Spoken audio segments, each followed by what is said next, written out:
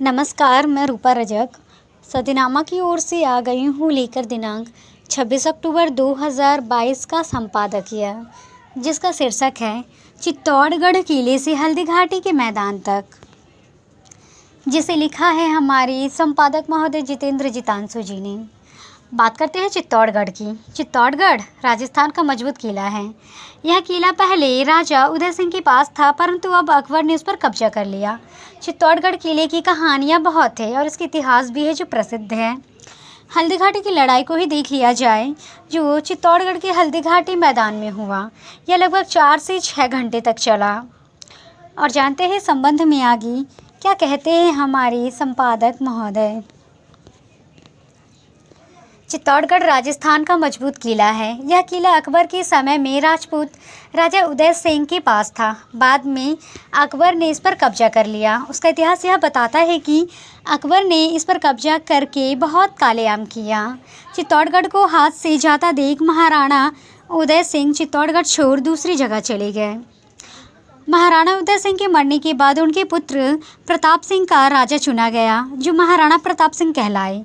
कुछ दिन बाद अकबर ने मान सिंह के नेतृत्व में प्रताप को सलाम करने के लिए एक फ़ौज भेजी। इस फ़ौज का सामना महाराणा प्रताप सिंह ने हल्दी घाटी के मैदान में किया।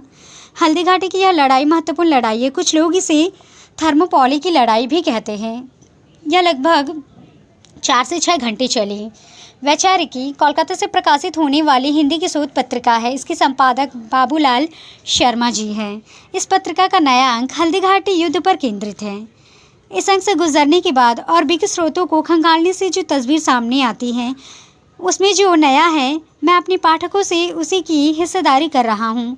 चित्तौड़गढ़ किला है और अकबर को पता चला था कि यह किला कब्जा करने के बाद किले की सारी चीज़ें उसके पास आ जाएगी। यही नहीं, किले की भौगोलिक स्थिति के अनुसार किले को लंबे समय तक घेर कर, उसकी दीवारें छेद कर, तोप के गोले लगाकर वर्षा कर किले पर कब्जा किया जा सकता है। उसने यही नहीं किया, लेकिन हल्दी घाटी की स्थिति एकदम अलग है। यहाँ पर हमलावर को तुरंत बचाव पक्ष में पहुँचना पड़ा। हल्दी घाटी का पर्यटक स्थल के रूप में विकास अभी पूरा नहीं हुआ, फिर भी नक्शा और दूसरे स्रोतों से जो तस्वीर आती है, यह एक भयानक घाटी है और इस घाटी में घुसने के बाद आपके निकलने के रास्ते बंद किए जा सकते हैं। जब लड़ाई शुरू हुई तो मुगल फौज अपने मूल कैंप से हमला करने के लिए 3 किलोमीटर तक आगे बढ़ी। राणा प्रताप ने इस फौज का इंतज़ार किया। जब यह फौज उनके हमले की सीमा में आ गई तो महाराणा प्रताप ने पहाड़ों से नीचे उतरकर जोरदार हमला किया। यह हमला इतना मजबूत था कि मुगल फौज न अपने हथियार चला पाई और न हमले का कोई मजबूत जवाब दे पाई। नतीजा हुआ, पूरी फौज में भगदड़ मच गई और फौज भागने लगी और 3 किलोमीटर दूर जाकर अपने बेस कैंप तक पहुंची। भागती हुई फौज को रोकने के लिए और हौसला बढ़ाने के लिए लोगों ने हल्ला किया कि एक नई फौज के साथ अकबर आ रहे हैं और जो मैदान से भागेंगे उनका सर कत्ल कर दिया जाएगा। इसके साथ ही सेनापति मान सिंह भी हाथी पर चढ़कर आगे की ओर बढ़े।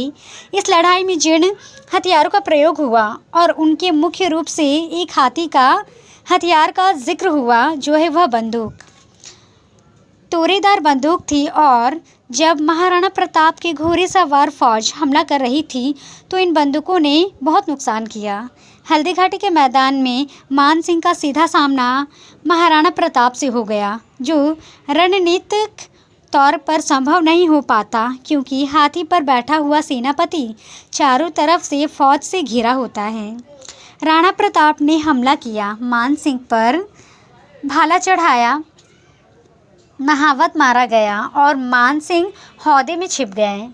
उनका हाथी पागल होकर अनियंत्रित हो गया। यहाँ पर प्रताप ने चरणबद्ध तरीके से फौज को रोकने का आदेश दिया और दुश्मन का ध्यान भटकाने के लिए महाराणा प्रताप के मुकुट को झाला मन्ना ने अपने सिर पर चढ़ा लिया। प्रताप अपने घोड़े चेतक के साथ दौड़ता हुआ अपने सलाहकारों की सलाह का सम्मान करते हुए बाकी लड़ाई को पूरा करने के लिए मैदान से जंगलों की तरफ निकल गए।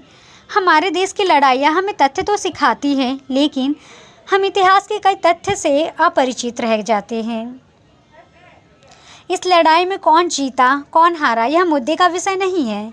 विषय यह है कि यह आत्मसम्मान और साम्राज्यवाद के बीच की लड़ाई थी, जिसमें आत्मसम्मान जीता और एक बड़ा बलिदान देकर। यही वजह से है कि महाराणा प्रताप को आज की तारीख में अपना राष्ट्रनायक मानते हैं। लेकिन एक चीज़ जो तय है कि हम इसे धर्म की दृष्टि से नहीं देख सकते। महाराणा प्रताप अगर हिंदू राजा थे तो उनके यहाँ सेनापति हाकिम सुर है। मुगल सेनापति मानसिंह हिंदू थे और उनके दूसरे नंबर के सेनापति मुसलमान थे।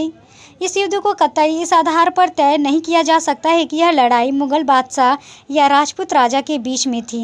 यह लड़ाई सीधे सम्मान की लड़ाई के साथ जुड़ी थी, इसलिए इस लड़ाई का अधिक से अधिक महत्व है।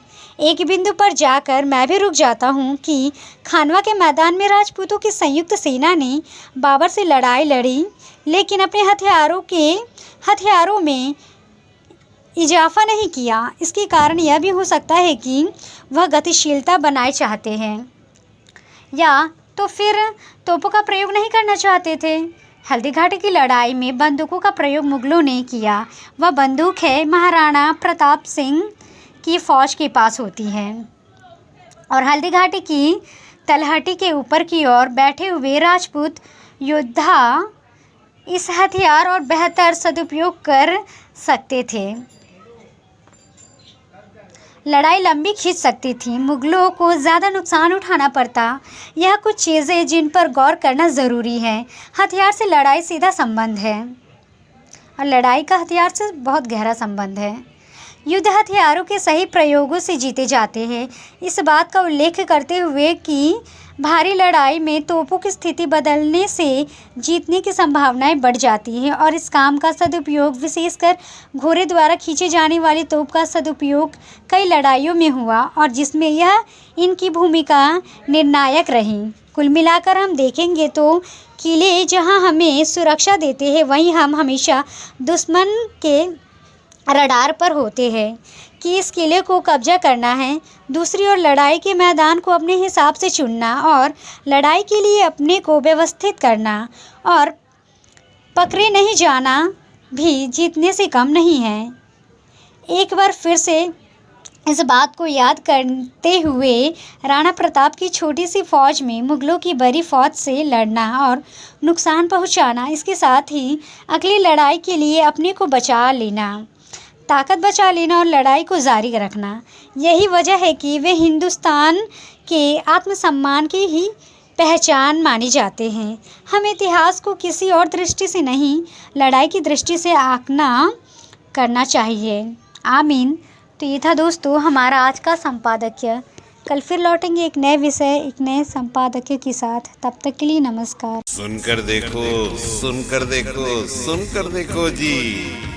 ममता राहुल मोदी बोले, लिखे जितेंद्र जी।